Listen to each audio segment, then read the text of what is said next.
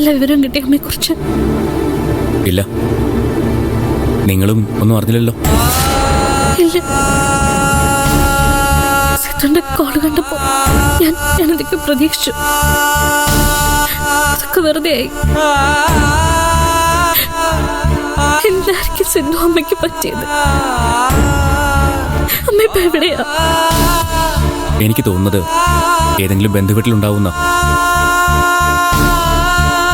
നിങ്ങളെ ഒന്ന് പേടിപ്പിക്കാനായിരിക്കും വിളിക്കാതിരിക്കുന്നത്.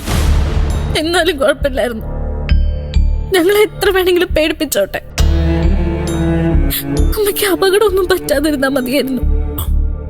അപകടമൊന്നും പറ്റി കാണില്ല. പറ്റിയിരുന്നെങ്കിൽ ഇതിനു മുൻപേ നമ്മൾ വിവരം അറിഞ്ഞാനെ. എന്തായാലും ഞാൻ അങ്ങോട്ട് വരാം. തിരക്കുണ്ടെങ്കിൽ വേണമെന്നില്ല. ഒരു തിരക്കുമില്ല.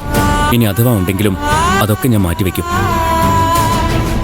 എനിക്കിപ്പോ പ്രധാനം ഇതാ, അമ്മയെ കണ്ടുപിടിക്കല്.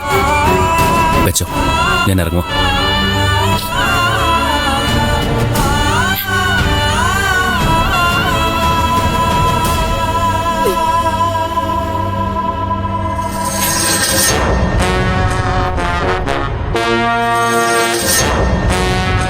അതെ, വിഷ്ണുവിന്റെ ജാമ്യാപേക്ഷ കോടതി കൊടുക്കുന്നില്ലേ? കൊടുക്കാം. ഇതെന്താ ഇപ്പൊ ഇങ്ങനെ പറയുന്നേ? എന്തെങ്കിലും കൊടുത്താ പോരാ, ഉടനെ ഫയൽ ചെയ്യണം. പറ്റുമെങ്കിൽ ഇന്ന് തന്നെ. അതെ, ഈ ആജ്ഞാപിക്കലൊന്നും വേണ്ട. നീയും ഞാനും തമ്മിൽ ചില ഒത്തുതീർപ്പുകൾ നടത്തിയിട്ടുണ്ടെന്നുള്ളത് നേരാ. എന്നുവെച്ച് ബെയിൽ എന്നത്തേക്ക് മൂവ് ചെയ്യണമെന്നൊക്കെ ഞാനാ തീരുമാനിക്കുന്നത്. അതൊരു ജെന്റിൽമാന് ചേർന്ന മറുപടി അല്ല. എനിക്ക് ഇത്രേ ജെന്റിൽമാൻഷിപ്പ് ഉള്ളൂ നീ വിചാരിച്ചോ? ഇതൊരു തരം ചതിയാ. ജാമ്യാപേക്ഷ കൊടുത്തിട്ട് എനിക്ക് പലതും ചെയ്യാനുണ്ട്. ചെയ്തോ? അതിന് ഞാൻ എതിരൊന്നും അല്ലല്ലോ. ഞാനിന്ന് കോടതിയിലേക്കല്ല പോകുന്നത്. എനിക്കിന്ന് സുധിയേട്ടന്റെ വീട് വരെ ഒന്ന് പോണം. ആരുടെ വീട് വരെ? നിനക്ക് മനസ്സിലാവുന്ന ഭാഷ പറയാം. ദേവികയുടെ വീട് വരെ. ആഹാ, അങ്ങനെ പറ. എന്താടി നിനക്കൊരു പുച്ഛം പോലെ? എടി, എല്ലാ അവകാശത്തോടു കൂടിയാ ഞാനിന്ന് ആ വീട്ടിലേക്ക് പോകുന്നത്. ഒരു ചടങ്ങ് നടത്തിയിട്ടില്ലെന്നേ ഉള്ളൂ. ദേവികയെ ഞാൻ എന്റെ ഭാര്യയുടെ സ്ഥാനത്താ കാണുന്നത്. അതെനിക്കറിയാം.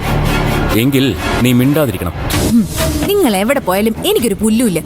അതെന്റെ കാര്യമല്ല. പക്ഷെ വിഷ്ണു, അയാളെ എത്രയും പെട്ടെന്ന് പുറത്തിറക്കിയേ പറ്റൂ. അതിലൊരു കോംപ്രമൈസിന് ഞാൻ തയ്യാറല്ല. ഒരു കേസ് ഫയൽ ചെയ്യാനുള്ള സമയം ഏതാണെന്ന് വക്കീലാണ് തീരുമാനിക്കുന്നത്. അത് മറ്റൊരു വക്കീലായി നിന്നെ പഠിപ്പിക്കേണ്ടി വരുന്നതിൽ എനിക്ക് സങ്കടമുണ്ട്. അധികം നീട്ടിക്കൊണ്ടു പോകാനൊന്നും പറ്റത്തില്ല. നീട്ടിക്കൊണ്ടു പോകാൻ ഞാനും ഉദ്ദേശിച്ചിട്ടില്ല. അടുത്ത് തന്നെ അവൻ പുറത്തിറങ്ങും. ഇറങ്ങിയിട്ട് വല്ല പ്രശ്നവും കാണിച്ച വന്നതുപോലെ തന്നെ അവൻ അകത്തേക്ക് പോവുകയും ചെയ്യും. ഇനി അകത്ത് പോവില്ല. പോവാതിരിക്കാനുള്ള വഴി എനിക്കറിയാം. ഞാനത് ചെയ്യും. അതുകൊണ്ട് അതോർത്ത് സിദ്ധോട്ടം വിഷമിക്കണ്ട. എങ്കിൽ കൊള്ളാം.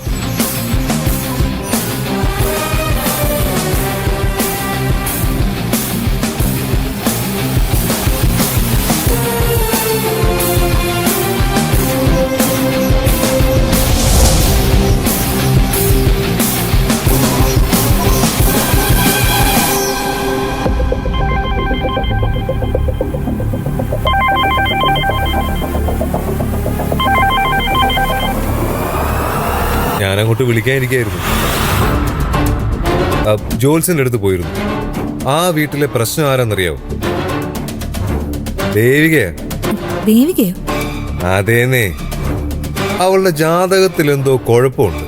ഇരിക്കുന്നിടം മുടിയും. ഭർത്താവ് പാഴാത്ത എന്തോ ഒരു ദോഷം കൂടി അവക്കുണ്ട്. അത് പ്രശ്നമാണല്ലോ ശരത്തെ. പിന്നല്ലാതെ അവളുടെ കൂടെ കൂടുന്ന സകല ആൾക്കാർക്കും എന്തെങ്കിലും രീതിയിൽ കഷ്ടകാലം വരാൻ സാധ്യതയുണ്ടെന്നാ ജോത്സ്യര് പറഞ്ഞു. ആലോചിച്ചപ്പോ ശരിയാണെന്ന് എനിക്ക് തോന്നുന്നു. താലി കെട്ടിയതും സുധി മരിച്ചതും പിന്നെ കുറെ കഴിഞ്ഞപ്പോ നിത്യയും മരിച്ചു. നിത്യ ആ സമയത്ത് ദേവികയുടെ പെറ്റായിരുന്നു ഓർക്കണം. അത് കഴിഞ്ഞപ്പോ അമ്മ. അതിനു മുമ്പ് അച്ഛനൊരു അപകടവും പറ്റിയിട്ടുണ്ട്. ഭാഗ്യത്തിന് അച്ഛൻ അതിൽ നിന്ന് രക്ഷപ്പെട്ടത്. അടുത്തത് ഞാനാവൂന്ന് എന്റെ പേടി. ചെന്ന് പെട്ടേക്കല്ലേ ശരത്തെ. ശരത്തിന് എന്തെങ്കിലും പറ്റിയ എന്നെ പോലുള്ളവർക്ക് അതിന്റെ ദോഷം. വിധിയെ തടുക്കാൻ പറ്റുമോ? എന്നെക്കാളും സൂക്ഷിക്കേണ്ടത് സിദ്ധുവാ. സിദ്ധു അവളെ കെട്ടാൻ പോവല്ലേ. ജീവൻ തിരിച്ചു കിട്ടിയ ഭാഗ്യം. ആ പിന്നെ രക്ഷപ്പെടാൻ ഒറ്റ വഴിയേ ഉള്ളൂ. കല്യാണം വേണ്ടെന്ന് വെക്കാൻ പറയുക. ഞാൻ പറഞ്ഞ ഇവര് കേക്കോ? അസൂയ കൊണ്ട് പറയാണെന്ന് വിചാരിക്കും. എന്നാലും ഒന്ന് ശ്രമിച്ചു നോക്കാം. അറിഞ്ഞിട്ടും എന്തുകൊണ്ട് പറഞ്ഞില്ലെന്ന് നാളെ ആരും ചോദിക്കാൻ പാടില്ലല്ലോ. അതെ, ആ പ്രേമിച്ചോട് പറഞ്ഞാൽ മതി. അവർക്ക് ഇതിന്റെ ഗൗരവം വേഗം മനസ്സിലാവും.